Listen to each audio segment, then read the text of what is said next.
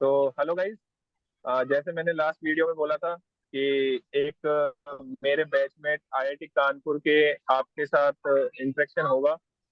तो आज हमारे साथ कुंतल घोष हैं, जो मेरे बैचमेट ही नहीं, लैब में पार्टनर भी रहे हैं। ठीक है। और इन्होंने मेरी बहुत हेल्प की है, लैब में भी और कोर्स वर्क में भी। ठीक है। तो अभी कुंतल अपना इंट्रो इंट्रो देंगे। तो quintal. Huh. My name is, as Madhur said, my name is Kuntal Ghosh, and I was his batchmate in IIT Kanpur. So even though I was his lab partner, I am not doing any sort of experimentation right now. So I am currently a PhD student at the University of Chicago, and I work in the field of theoretical and computational chemistry. So I basically use computer programming and mathematics to deal with chemical and biological problems.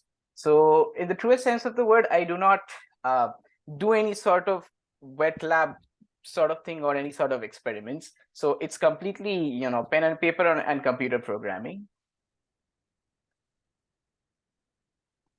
Okay. तो पहला first question यही रहता है quintal की, बाहर PhD करने कैसे जाए?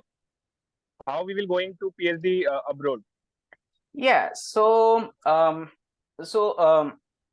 as Madhur has, posted a lot of videos about net gate, going abroad for a PhD is a very different thing. So, like, of course, you can think about this as a bachelor student or during your master's. Now, I'll tell you what I did, and that is what most people do. So maybe you can get an idea from what I'll share with you. So, like after I joined IIT Kanpur through JAM, and that is something Madhur has already covered. My purpose was to do a PhD in theoretical chemistry abroad. So I started, you know, there is no exam in particular that you need to work for, like net or gate.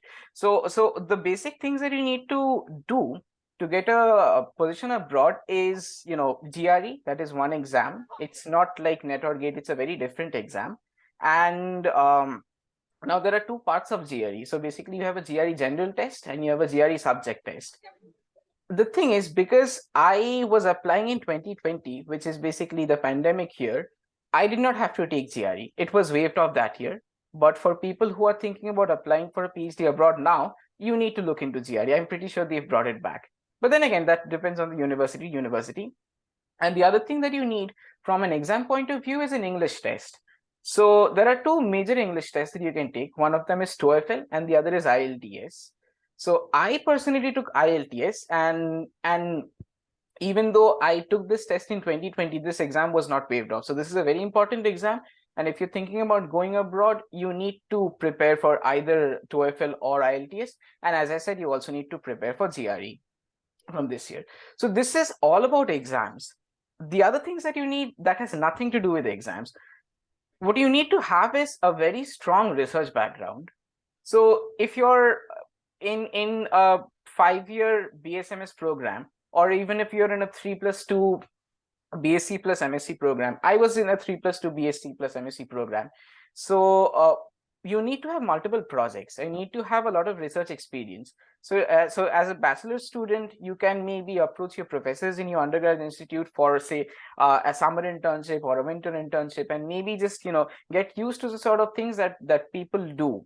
It can be any field. It depends on what you like. So if you're interested in organic chemistry, maybe you can approach a professor in the institute for a summer internship, or maybe you can apply to institutes outside and go for some sort of research experience. And of course, as a master student, these are very important things. So you need to have a strong research experience, and other than that, you need to have some documents ready for applying. So one of them is called a statement of purpose or a personal statement. Now different universities call it by different names. Some call it academic statement, some call it statement of purpose. So to put it simply, it is basically an essay. So you need to write a 2 to 3 page essay on yourself, and you need to convince the university why you are suited for that particular university and that particular program. So this application process is very different from applying for a PhD in India. So here they look into your research background, they don't look into CGPA and marks as such. They look into a lot of your research background, and they will look into your essay because they wish to know what your motivation is, what motivates you to apply for a PhD. And you need to explain why you wish to go to that university or why you wish to choose that department. And the last thing that you need is letters of recommendation. So it's like if you do some sort of internship with some professor, or in your institute, say you're doing your master's in some institute and you're doing a master's project, so you can ask your professor who is guiding you, supervising you in any internship, to write a letter of recommendation for you. So that is basically a letter where the professor writes good things about you, that I have guided this student has been working with me for this many days, and he or she, they've done very well in this project. And it can also be a professor from one of your courses. So typically universities ask for 3 or 4 letters of recommendation. So that is another thing that you need. But this depends on the professor and what they'll be writing about you. But for you, you need to really, build a strong research background to go for a PhD abroad. तो majorly quintal ये कहना चाह रहे हैं कि हमको research background अच्छा होना चाहिए हमारा, ठीक है। तो फर्स्टली तो रिसर्च बैकग्राउंड अच्छा होना चाहिए, एंड सेकेंडली ये कह रहा है कि रिकमेंडेशन। तो तो I will ask you one another question. So normal university से जो स्टूडेंट एमएससी करते हैं, हाँ, सो क्या so they will think for abroad for PhD?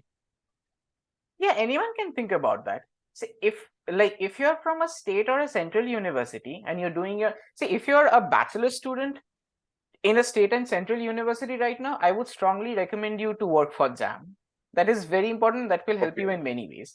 But if you're a master's student in a state and central university as of now, a master's student, even then you can do a lot of things. What you need to do is you need to have, you can do internships or summer projects outside your university. So it's like you can always apply, you can always mail a professor from an IIT or an IISER, like research institutes, and ask them that, Professor, I am a master's student in this university. It can be a state or central university.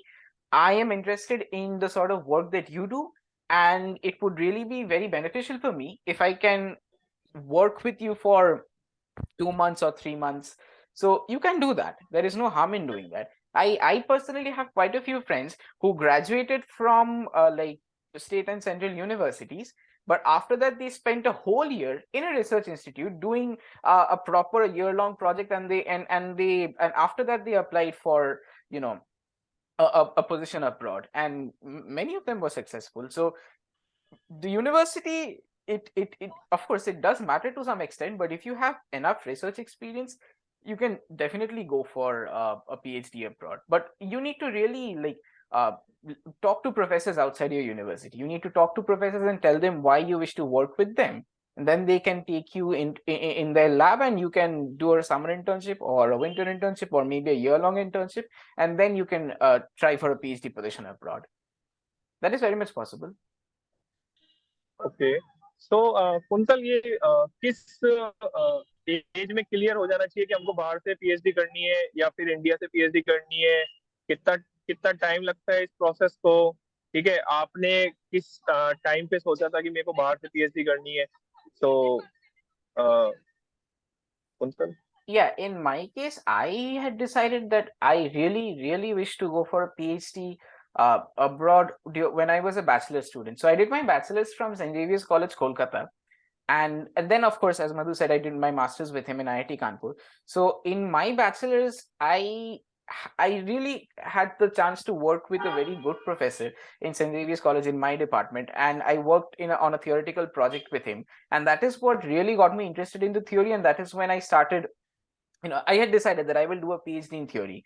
And the more I read up papers of different people, and once I got into IIT Kanpur, I got a lot of exposure to, professors and universities abroad. So that is when I had decided that I wanted to go for a PhD abroad. But honestly speaking, like coming to your question, if you can decide it, if you can make a choice at the end of your master's, not at the end of your master's, or like somewhere after your first year as a master's student, you can it'll be helpful for you, based on which you can maybe you like mentally prepare yourself and think that okay, I've decided I wish to do this, so for the next year I will be, applying for places abroad. Because the thing is, if you decide that you wish to do a PhD in India, then you have to accordingly prepare for the exams, net and gate. But if you decide that you wish to go for a PhD abroad, then the preparation and the other thing is very different. In that case, you really have to focus more on building your profile and working with different professors on different projects instead of studying for exams. So if you decided as a master student, it would be helpful for you. So one question I will ask, I will ask you, how to prepare GRE exam, and how much marks we need for clearing GRE exam. So I can give you an estimate. I did not take GRE because it was waived off that year. But GRE is basically like the general test. It's an exam where the total marks is 340. So there are two parts. I think one of them is a Okay. verbal part and the other is math part. I'm not very sure about it because I did not prepare. I did not have to prepare for it. But but I should tell you, it's not like net or gate that you have to clear a particular cutoff so as to qualify. GRE is one of the things they will look into when they choose students. So it's like, if say you have two students, one student has a somewhat low GRE score, but he has a fantastic research profile, versus someone who does not have any research profile but has a very strong GRE score. They would actually prefer the first candidate because he has a good, better research background. So what they do is they assess you as a whole. But yes, like based on what my seniors have done, people who took GRE, if you get 310, 320, 330 plus is an extremely good score in GRE. But even if you don't get that much, if your research background is very good, you will still get you still have a very good chance at getting a good university. But yes, तो I must mostly say, जो अभी quintal से बात करने पता चल, oh yeah, just a chota sa thing. तो The thing अभी is, yeah, कुंतल से बात कर, you definitely need to prepare well for the English test. The English test is important because that is compulsory, and they have a yeah, cutoff. Otherwise, you'll have to take like some extra classes once you get in. Okay. तो quintal ने बताया कि बाहर से PhD करने के लिए GRE का एग्जाम होता है, ठीक है, और एक टॉफिल का एग्जाम होता है इंग्लिश के लिए। तो इंग्लिश का एग्जाम क्वालिफाई करना जरूरी होता है, और सेकेंडली जीआरई में अच्छा स्कोर नहीं होता है बट रिसर्च बैकग्राउंड अच्छा होता है। तो आप पीएचडी कर सकते हो बाहर से, ठीक है, आपको अप्रूवल आ जाएगा वहां से। तो ऐसा जरूरी नहीं है कि जीआरई में ही अच्छा स्कोर, मतलब 330 जैसा कुंतल ने कहा। बट अगर रिसर्च बैकग्राउंड अच्छा है, काफी अच्छा है, so you will achieve abroad PhD.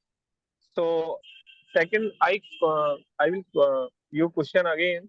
How is your experience in PhD in last 1 year? How is your experience? Experience अच्छा था, but pressure भी बहुत था. So it's like different universities have different schemes. In my university, in my first year, I had to teach undergrad students. So यहाँ के bachelor students जो है उन लोगों को मैंने पढ़ाया मेरे first year में. So in my first year, I had to teach and I also had to take a lot of courses. Okay, okay. Yeah. So I did. So at least in my university, not many people do research like as such. They mainly take courses and they teach. And after the first year, that is when they really start their research. Because in the first year, people usually rotate in different labs. It's like you have the choice of working with different professors for 1 or 2 months, and at the end of a few months you decide that okay, fine, I will do my PhD with this professor. So that takes some time, but as of now, yeah, my experience has been good. Pressure बहुत था, but ठीक है, बहुत अच्छा experience ही था. तो quintal, जैसे मैंने लास्ट वीडियो विवेक नैन के साथ इंटरेक्शन हुआ था, तो मेरे क्वेश्चन ये है कि जैसे इंडिया में 6 to 7 ईयर एवरेज लेके चलते पीएचडी कंप्लीट के लिए, ठीक है। तो अब्रोड में क्या चलता है, मतलब कितने टाइम में पीएचडी कंप्लीट हो जाती है, कितना एवरेज टाइम लगता है पीएचडी कंप्लीट करने में? It depends. If in the US where I am in America, it usually takes five. Like if you're very good, you can finish it in 4 years. Otherwise, it typically takes 5 or 6 years. But if you go to Europe, especially if you go to Germany, then PhD is a 3 year course. And not a course, but it's a 3 year program. So the PhD program in Germany and the PhD program here, those two are very different. Because there, what happens is the PhD project is a very specific and a well-defined project. In the sense that before you even like join the university, you would know who your supervisor is, you would know exactly what your work is, and it's a very well-defined project. In the US where I'm in, it's very different. It because it takes a lot of time to choose a supervisor. Many people like work with 2 3 professors before deciding on a professor, and after you join a professor, that a particular group, that is when you decide what your research project would be. So here there is a lot of flexibility in your project. You can maybe work on some, like, other than your main project, maybe you can work on something else, uh, a different project, and there is a lot of flexibility, and you need to also take courses. But in Europe, in Germany, where I said like it's a 3 year thing, you don't need to teach and you also don't need to take courses. You just go, you work, and 3 years later your PhD is done. In some universities in Europe, I think there are 4 year programs also, but it's a shorter program. Okay. तो quintal, मेरा last question ये है कि जैसे अब बहुत सारे batchmate आपके और मेरे बाहर गए अब्रोड पीएचडी करने, तो बाहर पीएचडी करना इतना इम्पोर्टेंट क्यों है इंडिया के कंपैरिजन में? इंडिया में ऐसा क्या फैसिलिटीज प्रोवाइड नहीं हो रही है जो बाहर जाके पीएचडी करनी पड़ रही है? ठीक है, तो इस क्वेश्चन को थोड़ा सा क्या स्टूडेंट का डाउट रहता है, ठीक है। जैसे फर्स्टली तो ठीक है, घर वालों से दूर तो हो जाता है, बट जैसे इंडिया के बाहर जाना एक बहुत बड़ी चीज होती है, हाँ। ठीक है। तो ऐसी ऐसी किस चीज की कमी यहाँ पे है कि जो स्टूडेंट्स प्रेफर करते हैं बाहर से पीएचडी करना, और प्रेफरेंस भी बाहर से पीएचडी करने वालों को ही दी जाती है? सो इसके बारे में कुछ बताएं बिल्कुल। This is I'll explain whatever I can, but this is a somewhat sensitive thing, and of course I would not wish to offend anyone. But yeah, yes yeah, yes yes. yeah. But the point is, like, see, most chemists are experimentalists. It is a fact. I am a theoretician. I work in computation, but most chemists are experimentalists.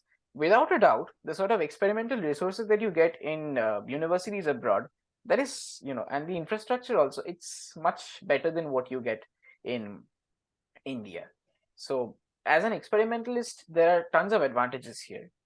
And in terms of theory, in my case, to be very honest, there are very good theoreticians in India also. There is no doubt about that. But there are some other factors which can, you know, like play an important role when you choose. In my case, for example, in my university, the University of Chicago, there are brilliant theoreticians. Like you literally have like extremely big people and in different subfields of theory.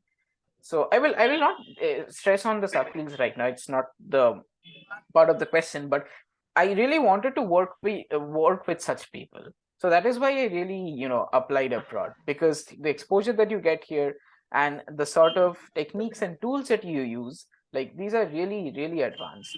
And in India, not, to be very honest, and again without offending anyone, in India not every lab uses these sophisticated methods that we normally use here. And that is a very very important factor. And also finances, that is another factor also. Like here, what we get, that is like really good as a PhD student. So that can also maybe be a factor if people are thinking about going abroad. So how much stipend you get? Typically in the US, most universities, they basically give you, say, around 2000 to $2,500 every month. So, like, a part of it will definitely go into your rent and your living, but whatever you have, that is sufficient, and that is like very good for a PhD student, in my opinion. So that is okay also an important factor, I suppose. Okay. तो quintal, जैसे सबका तो GeM exam clear नहीं हो पाता है, हाँ। ठीक है। जेम क्वालिफाई सब स्टूडेंट्स का तो हो नहीं पाता है। सो उन स्टूडेंट्स के लिए क्या मोटिव रहना चाहिए कि एमएससी करके, और अगर कोई स्टूडेंट पीएचडी करना चाहता है तो उसको बीएससी के बाद भी क्या ऐसा सोचना चाहिए, या क्या जैसे आपने बताया इंटर्नशिप, ठीक है। हाँ। तो उसके लिए क्या मोटिव होना चाहिए कि मेरा आईआईटी में नहीं हुआ। तो क्या होता है कि कई बार बच्चा डिप्रेस स्टूडेंट डिप्रेस होकर छोड़ देता है। तो उन स्टूडेंट्स के लिए आप क्या कहना चाहेंगे कि कैसे वो एमएससी के लिए मोटिव हो, वैसा कुछ। Yeah, yeah, that is a very good question. The thing is, no matter where you're doing your master's from, your MSc from, if you go for internships, you can definitely be in as good a position as any other IIT student. For example, master's is a 2-year thing, right? So your master's, it will begin from yes. June. I think it begins from June, July, not June, like July, August of a year, right? July. Yeah, it July begins from July July, August. and you have 2 years at hand. So, say for example, if you really wish to do an internship, that December you can work in a lab for a month. You do your semester. एक महीने का छुट्टी रहेगा. You can do a proper internship with some professor yes. for a month, and then you again do a semester. Then you get a 2 or 3 month break for the summer. You do another internship then. If you're in theory, you can also do an internship during your semester because you can do it from home. And if you have, and if say your professor is from an institute which is close to your original institute, like close to your home, you can always go and work with the professor. I have a lot of friends and a lot of juniors who did the same thing. So they were studying in one institute, but they kept on working with another professor.